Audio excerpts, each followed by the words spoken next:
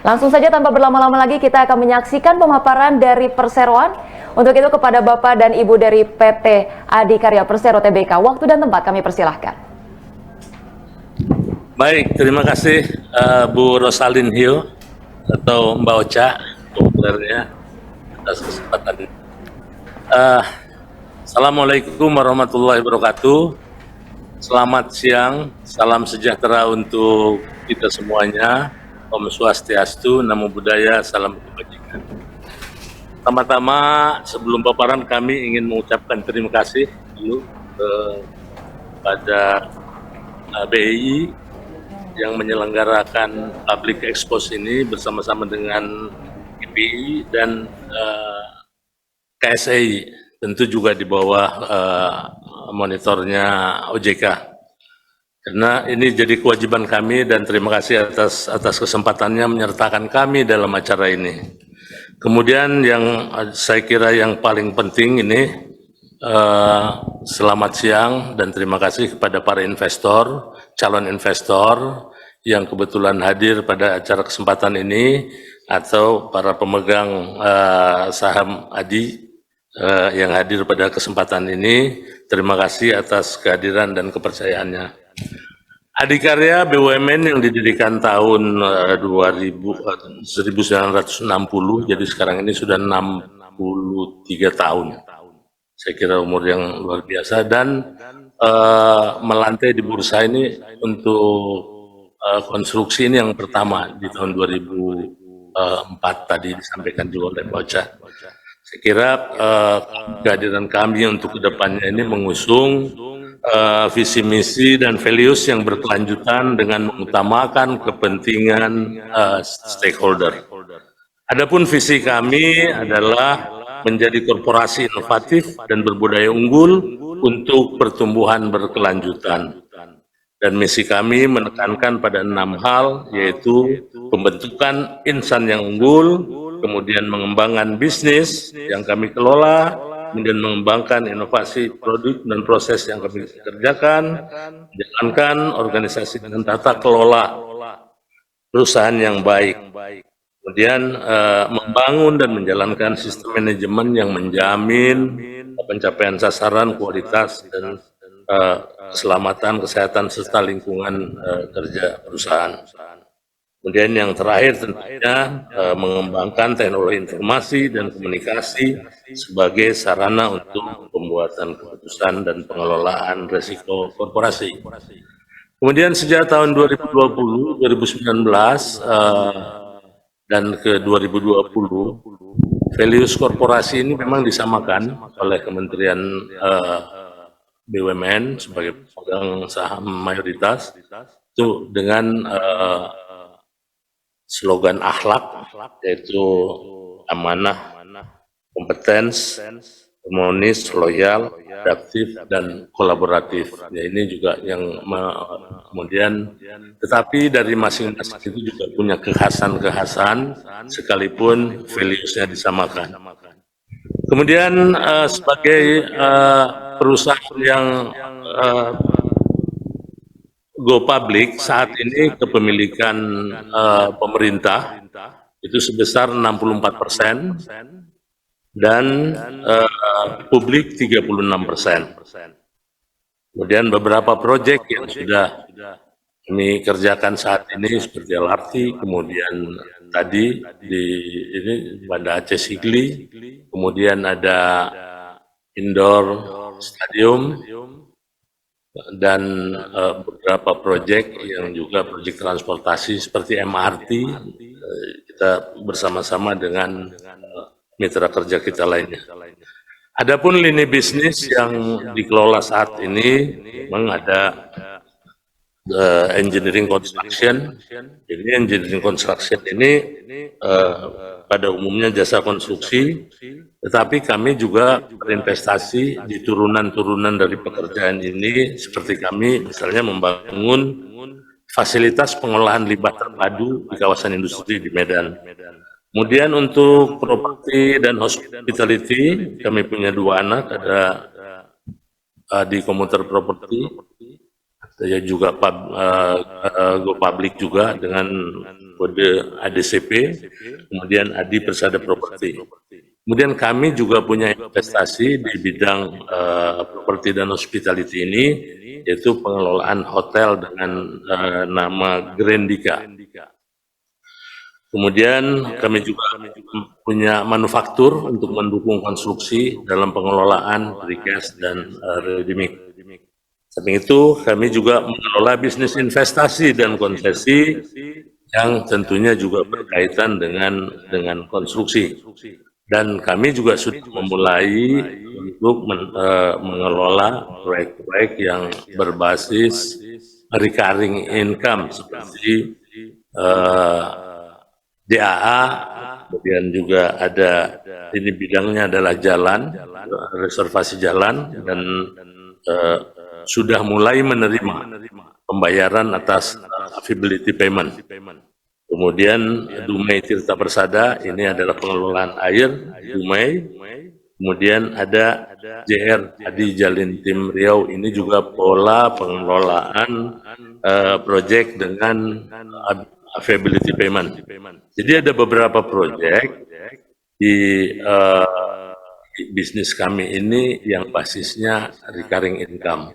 Dan untuk kedepannya kami berharap kami bisa mengembangkan ini, karena ada juga dengan pola-pola pengembangan ekonomi hijau yang dapat kami lakukan dalam pengelolaan bisnis dengan basis recurring income ini. Kemudian yang berikutnya adalah manajemen adikarya yang saya kira komplit ini dari sisi komisaris. Ini mulai ada Pak Jenderal ini Pak Budi Sudoargo, kemudian Deputi di PMK, kemudian ada Pak Widiarto, mantan Irjen UPR, kemudian ada komisaris independen Pak Erwin, kemudian ada Pak Iron, dan juga ada Pak Abdul Muni, mantan jaksa di Kejaksaan Agung. Alhamdulillah kami hari ini hadir komplit seperti tadi yang diperkenalkan. Kemudian beberapa hal yang menjadi tantangan kami yang saat ini memang di tahun 2003 ini semula berharap memang jalan dengan lancar dan baik, ternyata terjadi peperangan di antara Rusia dengan Ukraina, dan itu mengakibatkan berbagai sumber dari sumber daya jadi memang agak kesulitan, dan juga beberapa bahan bakar juga menjadi kenaikan, dan ini berdampak juga terhadap hasil usaha kita yang memang ini membuat keadaan menjadi lebih ketat. Kemudian di tahun ini kita juga menghadapi tahun politik. Biasanya yang kami alami selama ini, tahun politik impact-nya ke masa konstruksi ini, untuk di tahun depan, pas tahun pelaksanaan pemilihan umumnya itu akan terjadi penurunan omset kontrak, kemudian setelah itu akan naik lagi. Nah, untuk itu kami di tahun ini berusaha sedapat-dapatnya untuk memberikan carry over yang cukup untuk bisa menjamin 2024 dan 2025 itu bisa berproduksi dengan baik. Kemudian memang peluang-peluangnya dinyatakan juga oleh Kementerian Keuangan bahwa budget untuk infrastruktur ini juga ada kenaikan, dan mudah-mudahan tidak ada perubahan-perubahan. Kemudian juga proyek-proyek di IKN juga tahun depan masih ada 35 triliun yang akan dilelangkan sumber dananya. Kemudian seperti saya sampaikan tadi, ada komitmen Indonesia dalam transisi hijau, ini akan juga melahirkan ekses-ekses bisnis yang kami coba untuk ikuti ke dalamnya. Saya kira itulah beberapa hal yang dapat kami sampaikan secara awalan. Yang pasti untuk sampai dengan periode Oktober kemarin perolehan omset kontrak kami alhamdulillah cukup baik, dan ada beberapa proyek besar yang ini juga akan memberikan dampak terhadap keberlangsungan, karena kalau 60% dari kita perolehan proyek kita ini proyek-proyek besar, ini akan memberikan dampak kepada produksi yang berkelanjutan untuk multi years ya. Kemudian kewajiban-kewajiban baik utang, obligasi, bunga, kupon dan lain sebagainya yang telah jatuh tempo telah kami selesaikan, dan yang kedepannya juga tetap akan kami jaga kepercayaan untuk bisa memenuhi kewajiban-kewajiban ini. Kemudian juga kami mengupayakan kinerja tetap terjaga positif, kemudian komitmen ESG sejalan dengan transisi hijau Indonesia ini juga kami dalami dan terus kami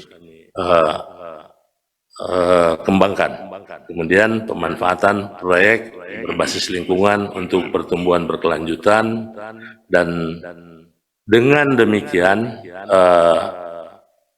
keberlangsungan dari Adikarya ini akan terus-menerus terjaga, baik dari sisi peningkatan dari produktivitasnya, kinerjanya, kemudian dari berbagai penyesuaian-penyesuaian yang terjadi di lingkungannya juga akan kami tetap jaga. Demikian saya kira. Untuk berikutnya silakan dilanjutkan oleh Direktur Operasi 2 Pak Punjung. Terima kasih, selamat siang Mbak Ocha dan juga para pemirsa sekalian. Perkenankan saya untuk melanjutkan penjelasan dari Pak Dirut tadi, utamanya tentang kinerja di tahun ini di dalam hal kontrak yang diperoleh ADI selama tahun 2023 sampai dengan bulan Oktober sekarang ini. Di tengah tantangan yang tadi sudah disampaikan oleh Pak Dirut, alhamdulillah pencapaian kontrak baru oleh Adikarya melampaui target, yaitu sampai dengan Oktober tahun 2023 Adikarya mencapai pelayanan kontrak sebesar 30,3 triliun di luar pajak. Dan tentunya ini bila kita bandingkan dengan year on year tahun yang lalu, di mana di periode yang sama di tahun lalu mencapai 19,1 di bulan Oktober, tahun ini kita berhasil mencapai 30,3 triliun, artinya adanya kenaikan yang cukup luar biasa, yaitu sebesar 58%. Tentunya pencapaian ini tidak lain dan tidak bukan merupakan kerja keras dan kolaborasi dari tim ADI yang terus melakukan pemupukan kapabilitas secara berkelanjutan, sehingga kita bisa mencapai pertumbuhan yang berkelanjutan sesuai dengan visi yang telah dicanangkan oleh Pak Dirut tadi. Kalau kita bicara portfolio sendiri, nilai kontrak 30,3 triliun ini sebagian besar tetap diperoleh dari lini bisnis utama ADI, yaitu di bisnis konstruksi atau yang kita namakan sebagai engineering and construction, yang mencapai 92% dari total nilai kontrak yang diperoleh ADI. Sedangkan sisanya diperoleh dari sektor properti dan lini bisnis lainnya. Kemudian kalau kita lihat dari sumber pendanaan, alhamdulillah pendanaan ini berasal dari secure pendanaan, secure finance, di mana 27% dari pemerintah Indonesia, kemudian 27% lainnya dari kawan-kawan BUMN kita, kemudian 13% dari ADB, ini khususnya untuk proyek yang ada di Filipina, kemudian sisanya ada dari BUP yang merupakan anak usaha dari SOE sebesar 14%, sedangkan sisanya 15% berasal dari sektor swasta yang khususnya ini berasal dari sektor properti dan bisnis lainnya. Kalau dari sektor pekerjaannya sendiri, yang menjadi portfolio utama ADI sampai dengan di dalam perolehan kontrak di tahun 2023 ini adalah dari sektor road and bridge yang mencakup 44%, kemudian disusul dari sektor bisnis gedung, high risk building, yaitu 20%, kemudian kita melanjutkan kekhususan kita di railway, yaitu sekitar 15%, kemudian EPC juga mulai bertumbuh 8%, sedangkan sektor lainnya adalah 14%.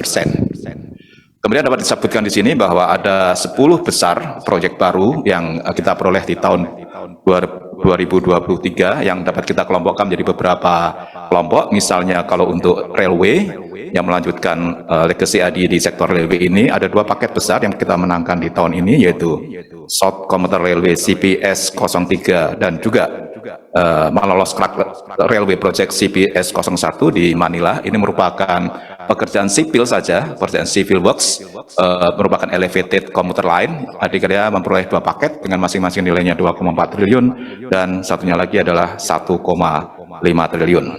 Kemudian tadi sebagai raja pembangunan di road and bridges, pada beberapa proyek baru yang hari ini, bulan ini juga atau tahun ini juga kita peroleh. Di antaranya adalah Jakarta South Cikampek Toll Road senilai 2,1 triliun, kemudian Probolinggo Banyuwangi Toll Road paket 1 triliun, kemudian juga di IKN kita mendapatkan Toll Road paket 6 0,9 triliun. Itu adalah, dan juga Payung Lencir Tampino Toll Road sekitar 0,7 triliun. Ini adalah portfolio kontrak baru di sektor tol. Kemudian di sisi proyek-proyek EPC atau Energy and Industrial, kita mendapatkan 2 proyek baru di tahun ini, yaitu pembangunan Pusri 3B Ammonia and Urea Plant sebesar 1,4 triliun, dan juga PLTMG Sumbawa dan Topilo sebesar 0,7 triliun. Sedangkan di IKN sendiri kita mendapatkan 3, tadi termasuk toll road yang ada di IKN, ada 2 paket lagi, yaitu apartemen untuk ASN employee 0,9 triliun dan juga land development IKN 0,6 triliun. Sehingga semuanya membentuk perolehan kontrak kita sampai dengan bulan Oktober tahun ini sebesar 30,3 triliun yang meningkat 58% dibandingkan dengan pencapaian periode yang sama di tahun yang lalu. Kemudian untuk kinerja tahun ini, kinerja sales tahun ini didukung oleh beberapa proyek besar yang akan berkontribusi terhadap kinerja tahun ini. Seperti kami sampaikan tadi, ada beberapa proyek, 11 proyek IKN yang saat ini sudah ditangani oleh Adikarya. 2 diantaranya sudah selesai, yaitu hunian pekerja konstruksi, yang ini menggunakan teknologi terbaru dari Adikarya, yaitu Mopok System atau plug and play, sehingga kita bisa melakukan pekerjaan ini dengan cepat, karena memang dibutuhkan untuk hunian pekerja konstruksi sebelum proyek-proyek lain bisa dimulai di IKN.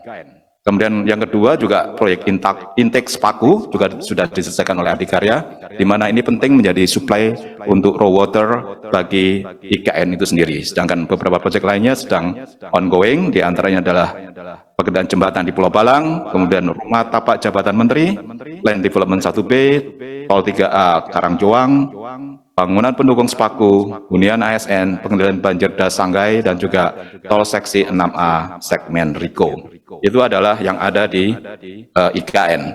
Beberapa proyek penting lain yang perlu disebutkan di sini, di antaranya adalah tol Sigli Banda Aceh, beberapa fasenya sudah dioperasikan, kemudian juga tol Payung Lencir, Tempino, kemudian juga tol Jogja Bawen, tol Solo Yogyakarta Kulon Progo, dan tol Semarang Demak, serta tol Propowangi. Sehingga itulah adalah portofolio kita untuk ongoing project di bidang toll road. Kemudian untuk pekerjaan di sektor railway, beberapa proyek juga menjadi bagian dari kinerja kita di tahun ini. Di antaranya adalah LRT Jabodebek yang sudah selesai dan sudah mulai beroperasi. Kemudian kita juga mempunyai 2 paket underground MRT, yaitu CP201 dan CP202 yang sekarang dalam masa konstruksi, yang menghubungkan antara stasiun Bundaran HI menuju stasiun Monas, dan juga dari stasiun Monas ke stasiun Juanda, dan seterusnya sampai ke Grogol. Dan dari tahun ini kita mengeksekusi sebanyak 109 proyek aktif yang dapat kita kategorikan 1 proyek PSN dan 11 proyek yang berada di IKN. Jadi proyek-proyek besar inilah yang ditargetkan akan memberikan kontribusi pada pendapatan dan ditargetkan selesai hingga tahun 2024. Demikian sedikit paparan mengenai proyek-proyek baru, kontrak baru, dan juga proyek-proyek besar yang berkontribusi pada kinerja tahun ini. Untuk selanjutnya akan dilanjutkan mengenai masalah kinerja keuangan oleh Bapak Direktur Keuangan. Kami persilakan. Terima kasih Pak Dirop. Selamat siang Bapak Ibu yang saya hormati. Berikut akan saya sampaikan kinerja keuangan sampai di quarter 3 tahun 2023. Tentu saja angka-angka kunci yang yang nanti akan saya sampaikan, di mana terlihat tren yang positif yang menunjukkan bahwa PT Adikarya secara konsisten menunjukkan kinerja yang sustain growth-nya di berbagai sisi-sisi keuangan. Misalnya saya sebut bahwa pendapatan kita juga naik year on year-nya 26,3% dari Q3 2022 ke Q3 2023. Aset naik 4,6%, ekuitas naik 47,1%, sebesar 2,8 triliun. Laba bersih juga menunjukkan angka yang naik 11,9%, artinya bahwa operasional kegiatan usaha PT Adikarya bisa menjaga profit margin dengan baik dan terus meningkat di tengah-tengah kondisi yang cukup challenging yang tadi disampaikan oleh Pak Dirut, baik terkait dengan tren suku bunga yang ke depan mungkin akan terus meningkat gitu, karena kita tahu bahwa The Fed memberikan sinyal bahwa suku bunga akan high to longer, mungkin sampai di quarter 4 tahun depan baru ada penyesuaian-penyesuaian. Dan juga kita lihat bahwa bond yield juga sudah mulai menunjukkan tren yang high. Bapak Ibu sekalian, namun demikian dari sisi liabilities kami juga bisa menurunkan liabilities, yang artinya bahwa utang-utang yang ada di Adikarya masih manageable. Sehingga DER juga bisa kami turunkan, kapital masih bisa menservis hutang-hutang yang ada di korporasi. Next. Kalau kita lihat bahwa tahun ini ada kewajiban-kewajiban kami, termasuk kewajiban obligasi yang sudah bisa kami penuhi sesuai dengan komitmen. Di antaranya adalah bulan November kemarin kami bisa membayar, masih mampu untuk membayar obligasi sebesar 289,6 miliar, dan juga kita mulai mengadakan penyesuaian-penyesuaian di dalam proses bisnis. Di antaranya adalah melakukan strategi project financing, di mana itu adalah untuk memudahkan cost control terhadap proyek-proyek yang dilaksanakan, sehingga ada kejelasan cost antara, atau saya anggap ini adalah pairing antara cost dengan proyek yang lagi dijalankan. Terus yang kedua, kita juga mengadakan penyesuaian inline dengan kebijakan-kebijakan yang dilakukan oleh pemerintah. Dalam hal ini misalnya dengan Departemen Keuangan kita melakukan yang kita sebut sebagai creative financing, yaitu mematchingkan antara revenue dan pendanaan jangka panjang, sehingga antara pendanaan dengan revenue-nya terjadi matching, sehingga hak dan kewajibannya bisa dilaksanakan dengan baik dan tepat waktu. Bapak Ibu sekalian, 4 tahun terakhir kami juga bisa terus menjaga untuk rating tetap ada di I- dalam kondisi eksternal yang sangat menantang dan dalam kondisi pandemi juga. Di samping juga ada isu-isu yang terkait dengan pembayaran obligasi di tahun 2022 kemarin, sehingga kita sempat outlook-nya dinilai negatif, tetapi kita bisa melaksanakan semua komitmen itu. Bapak Ibu, pada akhirnya strategi dan program jangka panjang menengah yang akan dilakukan oleh PT Adikarya adalah yang pertama, membangun kembali tata kelola yang lebih baik. Dalam hal ini adalah kita mencoba untuk terus melakukan continuous improvement, baik dengan melakukan pembiayaan proyek yang berbasis kepada cost control dan optimalisasi cash in. Yang kedua juga kita melakukan project finance yang lebih ketat, gitu, dengan mengurangi corporate financing, sehingga inline dengan apa yang kami sebutkan tadi. Yang pertama bahwa pairing antara project dengan pendanaan itu memang benar-benar bisa dilakukan. Yang selanjutnya adalah kita juga melakukan matching maturity atas utang-utang kita, baik itu utang bank maupun obligasi, dengan kemampuan kita untuk mengenerate revenue maupun laba. Pada akhirnya, seperti tadi disampaikan oleh Pak Dirut maupun oleh Bapak Direktur operasional, bahwa kita juga akan terus meningkatkan recurring income. Tentu saja ini adalah untuk menjaga performance dan sustainability operasional perusahaan, di mana recurring income itu nanti diharapkan bisa menjaga dan menservis atas direct cost yang akan dilakukan dan terjadi sepanjang operasional perusahaan. Mungkin itu dari saya. Terima kasih. Baik, terima kasih. Selamat siang Mbak Ocha, selamat siang Bapak Ibu yang kami hormati. Selanjutnya terkait dengan komitmen ESG, ADI sebagai BUMN karya melakukan upaya membangun praktek bisnis dan tata kelola yang berkesinambungan sehingga dapat memberikan dampak positif bagi ekonomi, lingkungan, dan sosial. ADI memiliki komitmen dalam penguatan ESG, di mana sejalan dengan transisi hijau Indonesia. ADI memiliki roadmap ESG dengan melakukan upaya peningkatan risk rating ESG dan berkontribusi dalam pengurangan emisi, didukung dengan struktur organisasi dan pembentukan komite ESG. Komitmen dari aspek lingkungan yang merupakan aspek yang menilai kegiatan sebuah perusahaan yang berdampak pada lingkungan secara fisik.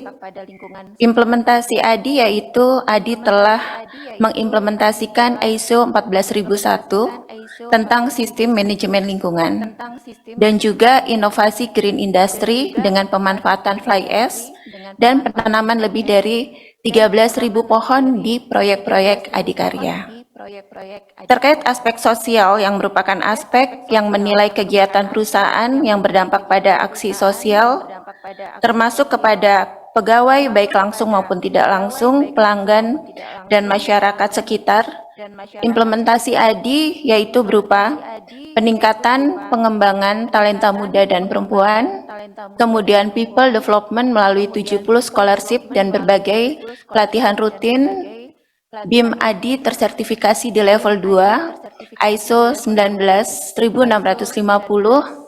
dan pendanaan UMKM dan kegiatan TJSL yang mendukung 8 tujuan pembangunan berkelanjutan. Dari aspek tata kelola yang merupakan aspek yang menilai kualitas dan ketepatan waktu, pengambilan keputusan, struktur tata kelola, dan distribusi tanggung jawab kepada berbagai stakeholder.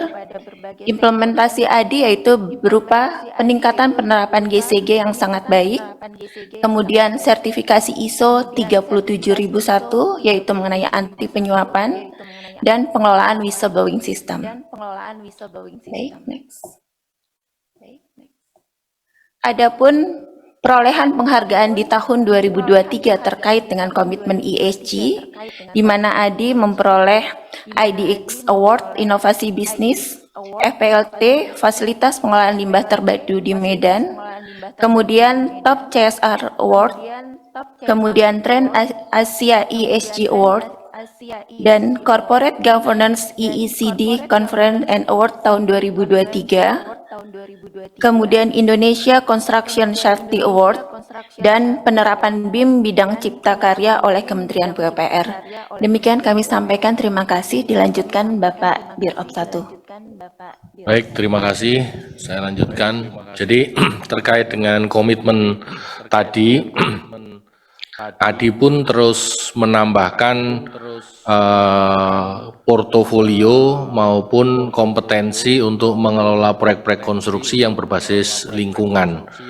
Sebagai gambaran atau sebagai contoh, kami juga sudah mendapatkan atau bahkan menyelesaikan beberapa proyek yang memang berbasis lingkungan. Sebagai contoh, proyek RDF di Bantar Gebang. Kemudian kami juga baru mendapatkan proyek PLTMG di Sumbawa dan Tobelo. Kemudian kami juga mengerjakan selesai TPST Denpasar. Kemudian ada SPAM air minum. Kemudian kawasan pembibitan mangrove saat G20. Kemudian kami pun juga mendapatkan pekerjaan pemulihan fungsi lingkungan hidup atau di lokasi di Lirik. Jadi ini pengembalian tanah terkontaminasi. Itu sebagai gambaran untuk proyek yang konstruksi. Namun kami pun tidak lepas untuk meningkatkan dari kompetensi tersebut masuk ke ranah investasi, yaitu dalam rangka pengembangan bisnis lingkungan ini kita juga meningkatkan kompetensi dengan melakukan investasi yang sudah kami lakukan. Yang pertama yaitu di fasilitas pengolahan limbah terpadu di Medan, ini kami melakukan investasi untuk melakukan kegiatan pengelolaan lingkungan. Kemudian juga investasi di Spam Dumai melalui anak perusahaan Dumai Tita Persada. Kemudian juga melakukan investasi di Spam Karian Serpong. Saya kira itu sebagai gambaran bahwa Adi semakin tajam dalam komitmennya untuk menyelenggarakan proyek-proyek berbasis ESG. Terima kasih. Baik, selanjutnya terkait dengan rencana dan strategi 2024, sebagaimana tadi sudah dipaparkan banyak di depan, bahwa Adikarya akan melakukan banyak hal perbaikan dan improvement, termasuk juga pembagian portofolio bisnis usaha ke depan. Di tengah upaya tersebut, maka yang harus dilakukan salah satunya adalah pengembangan people development untuk bisa mengcapture program-program kita di tahun 2024. Program-program tersebut antara lain adalah tentu saja pertumbuhan kontrak baru dan juga pendapatan usaha yang menjadi backbone dari bisnis kita. Kemudian juga bagaimana mengantisipasi kewajiban-kewajiban jatuh tempo maupun kewajiban-kewajiban terhadap proyek Adikarya ke depannya. Ini akan disiasati melalui strategi pendanaan dan juga rencana aksi korporasi yang sudah dijadwalkan di tahun 2024. Dan kemudian tentu saja selain daripada pengembangan orang atau manusia, kita juga akan dan saat ini dalam proses untuk meningkatkan operational excellence melalui digitalisasi ERP maupun SAP ya. Sehingga goalnya adalah agar proses bisnis yang selama ini dijalankan yang terpisah-pisah atau manual bisa kita lakukan digitalisasi sehingga bisa lebih ringkas, cepat dan agile. Kemudian yang terakhir tadi adalah bagaimana kita menyambut program implementasi ESG yang sekaligus mengoptimalkan peluang bisnis lingkungan yang sejalan dengan core bisnis yang Adi dan juga sesuai dengan tagline kita Beyond Construction. Mungkin itu Pak dari kami. Terima kasih. Baik, Mbak Ocha, saya kira paparan dari kami sudah selesai. Barangkali untuk berikutnya saya kembalikan dulu ke Mbak Ocha. Paparan yang tadi sudah disampaikan. Masih di mute dan untuk itu langsung kelihatannya. saja kita akan memasuki sesi tanya jawab. Di mana di sini kita bacakan pertanyaan yang pertama ini dari Farid dari Bisnis Indonesia. Pertanyaannya adalah target kontrak baru 2024 seperti apa dan boleh dijelaskan akan dari mana saja. Boleh dijelaskan juga mengenai target belanja modal di tahun 2024 akan seperti apa. Silakan Bapak dan Ibu boleh dijawab. Baik, saya kira untuk target kontrak 2024 seperti pada umumnya memang pada periode ada kegiatan 5 tahunan ini biasanya ada agak melendut. Tapi karena juga dari Kementerian Keuangan masih menganggarkan ada pertumbuhan, kami masih menganggarkan pertumbuhan kira-kira 5-10% dengan komposisi sebagian ada proyek-proyek besar yang berasal dari badan usaha pembentukan dari BUJT ya, jalan tol atau misalnya ada pengelolaan air dan lain sebagainya. Seperti itu. Ada tambahan dari rekan-rekan? Saya kira itu yang bisa kami jawab. Terima kasih. Iya, baik. Terima kasih Bapak. Satu pertanyaan terakhir, kalau begitu atas keterbatasan waktunya, dari penanyanya menanyakan ini bagaimana proyek ke depannya yang bisa meningkatkan nilai dari perusahaan, boleh disebutkan Pak? Baik, saya kira untuk meningkatkan nilai ADI ke depan ini, sesuai komitmen dan penjelasan Adi tadi, kita akan lebih banyak berfokus ke ESG. Bentuk-bentuk proyeknya sebetulnya sudah kami mulai. Seperti kami sudah mengembangkan dan membangun sarana pengolahan limbah terpadu atau fasilitas pengolahan limbah terpadu di Medan, kemudian kami juga sudah masuk ke sektor air, dan sekarang ini juga karena tadi saya lihat ada pertanyaan investasi ke depan, salah satu rencana KP kami ke depan itu adalah untuk pengelolaan limbah di IKN. Mudah-mudahan ini masih bisa berjalan. Jadi saya kira dengan kesadaran kemudian dengan tuntutan dari lingkungan ini ke depan juga semakin tinggi, dan kami semakin berminat untuk mendalami di sektor-sektor itu, sehingga ini akan memberikan dampak recurring income kepada kami kira-kira 30% lah kurang lebih dari labanya untuk kedepannya. Demikian saya kira, terima kasih ya. Terima kasih. Baik, terima kasih kepada Bapak dan Ibu Manajemen. Kami mohon maaf atas keterbatasan waktu. Nantinya kalau misalnya ada pertanyaan yang masih ingin ditanyakan, ini dapat menghubungi Investor Relation ataupun unit terkait dari PT Adikarya Persero Tbk melalui portal komunikasi yang dimiliki oleh Perseroan.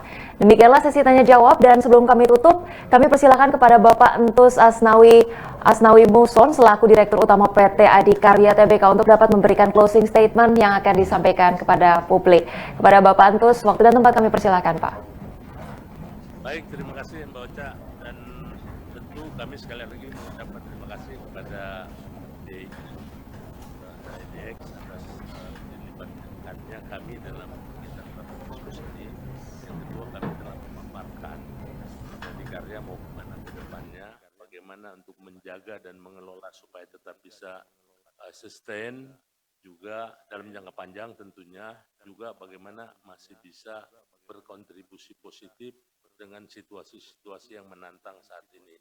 Kami dari manajemen sepakat semuanya untuk menjaga kepercayaan Bapak Ibu semuanya, para investor di kami yang mengelola juga sahamnya Adikarya.